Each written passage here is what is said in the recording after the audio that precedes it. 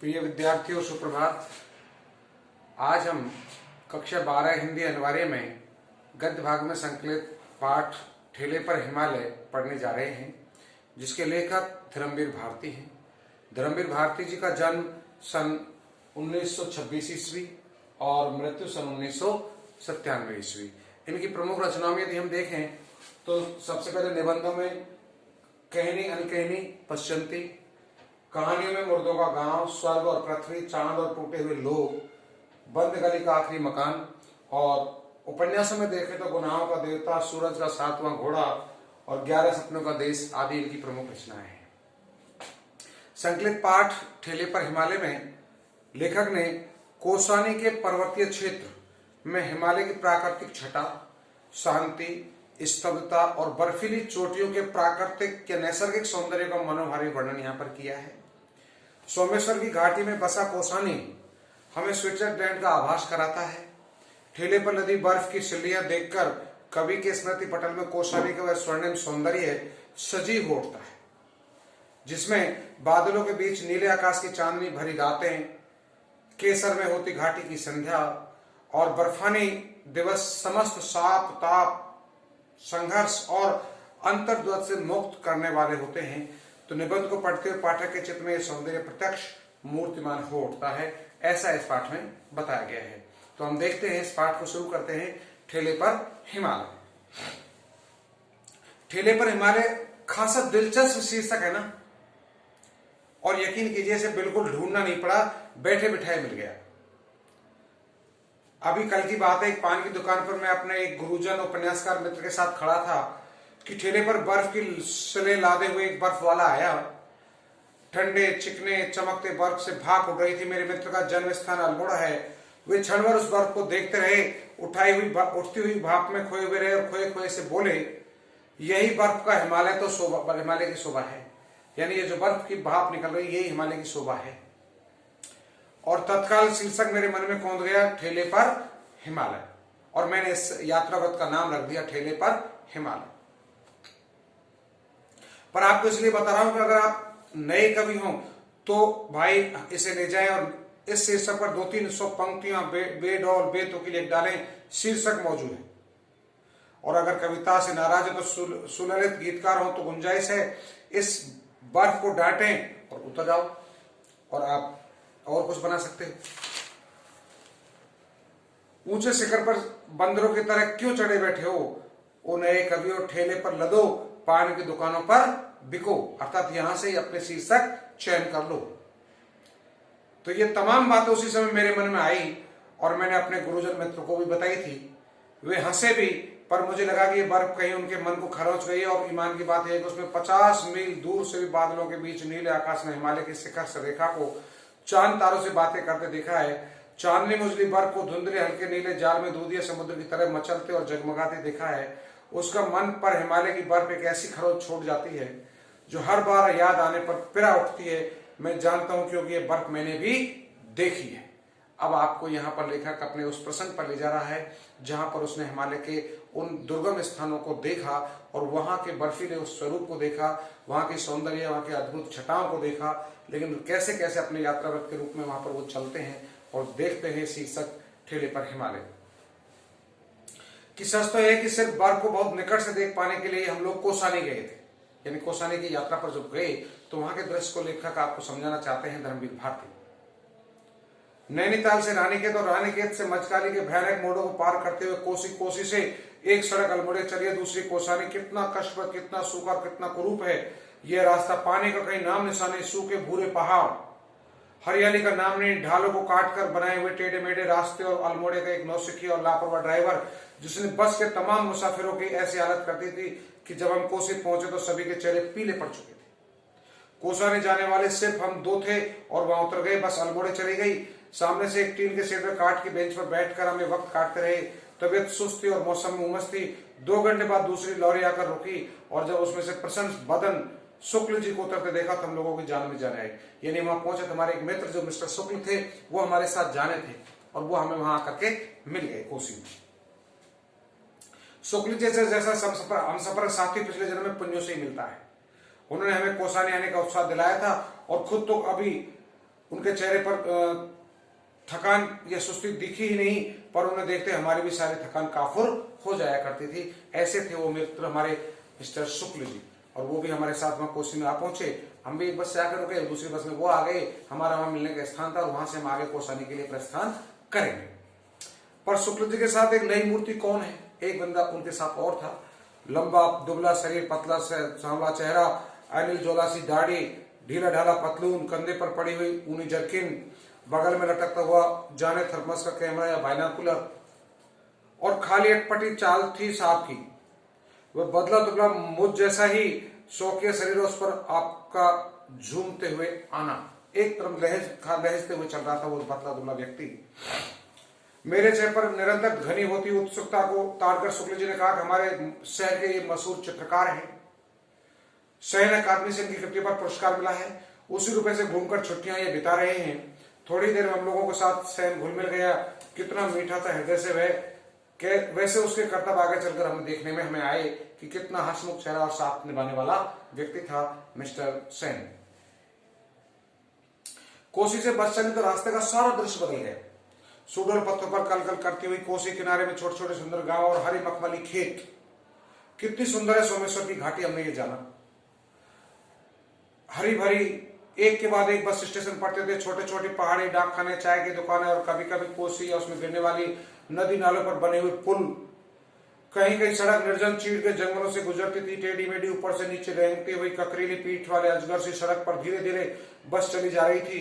रास्ता सुहावना था और उस थकावट के बाद उसका सुहावनापन हमें भी तंद्रालस बना रहा था, यानी हमारे अंदर भी आलस छाने लग गया बस में बैठे बैठे। पर ज्यो जो बस आगे बढ़ रही थी, हमारे मन में अजीब सी निराशा छाती जा रही थी कि अब तो हम लोग कोसानी के नजदीक हैं। कोसी से 18 मील चले आए, कोसानी सिर्फ 6 मील है, पर कहां गया वह अतुलित सौंदर्य और जादू जो कोसानी के बारे में सुना जाता था। यानी हम कोसी से 18 मील चलिए, 6 मील की दूरी शेष थी, लेकिन जिस कोसानी के दृश्य के बारे में, जैसा सौंदर्य के बारे में सुना, वैसा हमें वहां देखने को नहीं मिल रहा था। आते समय एक बार सहयोगी ने कहा था कि कश्मीर के मुकाबले उन्हें कोसानी से अधिक मोह है। गांधी जी ने यही अनासक्ति योग लिखा था और कहा था कि स्विट्जरलैंड का आवास कोसानी में ही होता है। ये नदी, घाटे, खेत, गांव सुंदर है, कितनी सुंदर, इतनी प्रशंसा के योग तो नहीं ही है। हम कभी कभी अपना संशय शुक्ल जी से व्यक्त भी करने लगे, और ज्यो ज्यो कोसानी नजदीक आता गया त्यों त्यों अधैर्य, फिर असंतोष और अंत में क्षोभ हमारे चेहरे पर झलक आया। शुक्ल जी की क्या प्रतिक्रिया थी हमारी इन भावनाओं पर, यह स्पष्ट नहीं हो पाया क्योंकि बिल्कुल चुप थे। सहसा बस ने एक बहुत लंबा मोड़ लिया और ढाल पर चढ़ने लगी, क्योंकि हम कोसानी के बिल्कुल नजदीक ही थे। सोमेश्वर की घाटी के उतार में जो ऊंची पर्वतमाला है, उस पर बिल्कुल शिखर पर कोसानी बसा हुआ है। कोसानी से दूसरी ओर फिर ढाल शुरू हो जाती है, तो कोसानी के अड्डे पर जाकर बस रुकी। छोटा सा बिल्कुल उजड़ा सा गांव, और बर्फ का तो कहीं नाम निशान वहां हमें नहीं मिला। बिल्कुल ठगे गए हम लोग। हमारे मन में ये विचार आया कि ये कोसानी है, कहां है बर्फ, कहां है सब कुछ जो देर सुना था हमने। हम तो बिल्कुल ठगे गए। कितना अपार सौंदर्य बिखरा था सामने की घाटी में। सॉरी, मन इतना खिन्न हो गया इस बात को देखकर। अन्न खाते हुए बस से उतरा कि जहां था वहीं के पत्थर की मूर्ति से स्तब्ध खड़े रह गए हम लोग। कितना पार सौंदर्य बिखरा था सामने की घाटी में। इस कोसानी की पर्वतमाला ने अपने अंचल में यह जो कलयुग की रंग बिरंगी घाटी छिपा रखी, इसमें किन्नर और यक्ष ही तो वास करते होंगे। 50 मील चौड़ी ये घाटी है। हरे मखमली कालीन जैसे खेत, सुंदर गेरू की सराएं, काटकर बने हुए लाल लाल रास्ते, जिनके किनारे सफेद सफेद पत्थरों की कतार और इधर उधर से आकर आपस में उलझा जाने वाली बेले की लड़ियां सी नदियां। मन में बेशक यही आया कि इन बेलों की लड़ियों को उठाकर कलाई में लपेट। आगे जो जो हम बढ़े तो वहां रास्ता देखा तो वो ऑटोमेटिकली सौंदर्य वहां का बदलता चला गया। वहां की बेलों सी नदियां की लड़ियां जो थी, मन करता कि इनको हाथों में लपेट लूं, जो मोती सी मेरे हाथ में चमकती रहे, आंखों में लगा लूं। अकस्मात हम एक लोग दूसरे लोक में चले गए थे। इतना सुकुमार, इतना सुंदर, इतना सजा हुआ और इतना निष्कलंक लगा कि इसी धरती पर तो जूते उतारकर पांव पहुंचकर आगे बढ़ना चाहिए। धीरे धीरे मेरी निगाहों में इस घाटी को पार किया, और जहां ये हरे भरे खेत और नदी और वन क्षितिज के धुंधलेपन के नीले कोहरे में धुल जाते थे, वहां पर कुछ छोटे पर्वतों का आभास अनुभव किया। उसके बाद बादल थे और फिर कुछ नहीं। कुछ देर बाद बादलों में निगाह भटकती रही कि अकस्मात फिर एक हल्का सा विस्मय का धक्का मन को लगा। मन धीरे धीरे खिसकते हुए बादलों को, कौन चीज है जो अटल है, हमने वहां देखा। वह छोटा सा बादल का टुकड़ा सा, और कैसा अजब रंग है। इसका न सफेद है, न रूपल है, न हल्का नीला, पर तीनों का आवाज देता हुआ ये है क्या? बर्फ तो नहीं है। हाँ जी, बर्फ नहीं है तो क्या है? अकस्मात बिजली सब है। विचार मन में कौदा की घाटी के पार ये नगाधिराज पर्वत सम्राट हिमालय है, यानी हिमालय की छटा हमें दिखाई देने लगी। इन बादलों ने उसे ढक रखा है, वैसे वे क्या सामने है इसका कोई छोटा सा बाल स्वभाव, बाल शिखर बादलों की खिड़कियों से झांक रहा है। मैं हर्षातिरेक यानी अत्यधिक प्रसन्नता के साथ चीख उठा, बर्फ, वो देखो, वो दिखाई दे रही बर्फ। हिमालय पर, पूरा हिमालय पर वो दिखाई देने लगा उन बादलों को जैसे ही थोड़ा से हटने लगे। सभी ने देखा, सहन सभी ने देखा, पर अकस्मात वह फिर लुप्त हो गया। लगा उसे बाल शिखर जान किसी ने अंदर खींच लिया, खिड़की से झांक रहा है कहीं गिर ना पड़े। हिमालय ऐसा वो बालक के स्वरूप की भांति हमें एक छोटा सा बादलों की उस धारा में से दिखाई देने लगा। पर उस वक्त एक क्षण के लिए हिमदर्शन के हमें जाने क्या भर दिया था, यानी हमारे मन में एक सहसा ही ये बात आने लगी कि चलो और कुछ दिखाई हमें दे। सारी खिन्नता, निराशा, थकावट सब छूमंतर हो गई। हम सब आकुल हो उठे, अभी ये बादल छट जाएंगे और फिर हिमालय हमारे सामने खड़ा होगा, निरावरत असीम सौंदर्य राशि हमारे सामने अभी अभी अपना घूंघट धीरे से खिसका देगी। और तब सचमुच मेरा दिल बुरी तरह धड़क रहा था। शुक्ल जी शांत थे, केवल मेरी ओर देखकर अभी अभी मुस्कुरा देते, जिसका अभिप्राय था इतने अधीर थे, कोसा ने आया भी नहीं और मुंह लटका लिया था। अब आप देखिए यहाँ के सौंदर्य का अद्भुत छटक क्या है। अब समझे यहाँ का जादू। डाक बंगले के खान साहब ने बताया कि आप लोग बड़े खुशकिस्मत हैं कि साहब 14 टूरिस्ट आकर हफ्ते भर पड़े रहे, बर्फ नहीं दिखी। आज तो आपके आते ही आसार खुलने के हो रहे हैं, यानी आज आपको बर्फ दिखाई दे जाएगी, यानी हिमालय पर्वत आपको अच्छे से दिखाई दे जाएगा, मुझे ऐसा लगता है। सामान रख दिया गया, पर सभी बिना चाय पिए सामने के बरामदे में बैठ रहे और एक तरफ सामने देखते रहे। बादल धीरे धीरे नीचे उतर रहे थे और एक एक कर नए शिखरों की हिमरेखाएं अनावृत हो रही थी और फिर सब खुल गया। बाईं ओर से शुरू कर दाईं ओर गहरे शून्य में धंसती जाती हुई हिमशिखरों की उबड़ खाबड़ रहस्यमयी रोमांचक श्रृंखला हमारे मन में उस समय भावनाएं उठ रही थी। ये अगर बता पाता तो ये खरोंच, ये पीर ही क्यों रह गई होती। सिर्फ एक धुंधला सा संवेदन इसका अवश्य था कि जैसे बर्फ की सिल के सामने खड़े होने पर मुंह पर ठंडी ठंडी भाप लगती है, वैसे हिमालय की शीतलता माथे को छू रही है और सारे संघर्ष, सारे अंतर्द्वंद, सारे ताप जैसे नष्ट हो रहे हैं। क्यों पुराने साधकों ने दैविक दैहिक और भौतिक कष्टों को ताप कहा था और उसे शामिल करने के लिए वो योग हिमालय जाते थे, ये पहली बार मेरी समझ में आ रहा था। बच्चों, आपको मैं एक बात बता दूं, रामचरितमानस में तुलसीदास ने लिखा है कि राम नाम सम काहुन व्यापा, दैविक दैहिक भौतिक तापा। यानी 3 तरह के हमारे जीवन में ताप बताए गए हैं, दैविक दैहिक और भौतिक। तो पहले के साधु सन्यासी लोग हिमालय पर ही अपने इन दुखों को निवारण के लिए हिमालय जाते थे, क्योंकि जैसे ही वो ठंडी हवा चेहरे पर लगी एकदम असीम शांति मन को प्राप्त होती है। तो ऐसे ही पुराने लोगों के बारे में, जो साधु संतों के बारे में, जो भक्ति के लिए क्षेत्र में जाते हैं, अपनी साधुता प्राप्त करने के लिए जाते हैं, वो हिमालय पर ही क्यों जाते थे? इसलिए जाते थे कि वो अपने दैविक दैहिक और भौतिक तापों को, इन दुखों को समाप्त करने के लिए। और अस्माक के दूसरा तथ्य मेरे मन के क्षितिज पर उदय हुआ कि कितनी कितनी पुरानी है ये हिमराशि, जाने किस आदिम काल से ये शाश्वत अविनाशी हिम इन शिखरों पर जमा हुआ है। कुछ विदेशियों के लिए हिमालय की इस बर्फ का कहा है चिरंतन हिम्न, एटर्नल स्नो। सूरज ढल रहा था और सुंदर शिखरों पर दर्रे, ग्लेशियर, ढाल, घाटियों का क्षीण आभास मिलने लगा था। आतंकित मन में ने यह सोचा था कि पता नहीं इन पर कभी मनुष्य का चरण पड़ा भी या नहीं। ये अनंत काल से सूर्य बर्फ ढके दरों से सिर्फ बर्फ के अंदर हूं करते हुए बहते रहे हैं। यानी ये भी बात बड़ी सी कि इस हिमालय की इन बड़ी बड़ी घाटियों पर वहां कोई लोग अब तक पहुंचे या नहीं पहुंचे, मैं नहीं समझ सकता। क्योंकि देखने में वहां का दृश्य ऐसा अद्भुत लग रहा था कि वहां जाने में कितनी बड़ी परेशानी या समस्याएं लोगों को आनी आती होगी, क्योंकि एकदम सीधे बर्फ के पहाड़ वहां पर दिखाई दे रहे थे। धीरे धीरे सूरज ढलने लगा और धीरे धीरे ग्लेशियर के पिघले केसर भी बहने लगी। वहां का दृश्य बदलने लगा, बर्फ पिघलने लगी, सूरज का प्रकाश उन पर पड़ने लगा। संध्या के समय पर जैसे ही केसरिया स्वरूप में अपने सूर्य का प्रकाश उन बर्फीली वादियों पर दिखाई देने लगा, तो बर्फ कमाल के लाल फूलों में बदलने लगी। घाटियां गहरी पीली हो गई।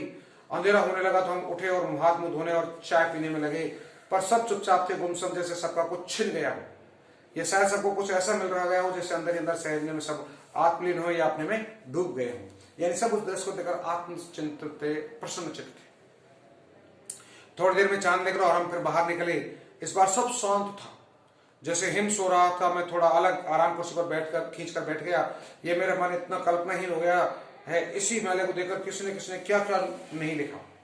और ये मेरा मन है कि ये कविता तो दूर, एक पंक्ति, हाँ एक शब्द भी तो नहीं जानता, पर कुछ नहीं, ये सब कितना छोटा लग रहा है। ये हिम सम्राट के समक्ष पर धीरे धीरे लगा कि मन के अंदर भी बादल थे जो छट रहे थे।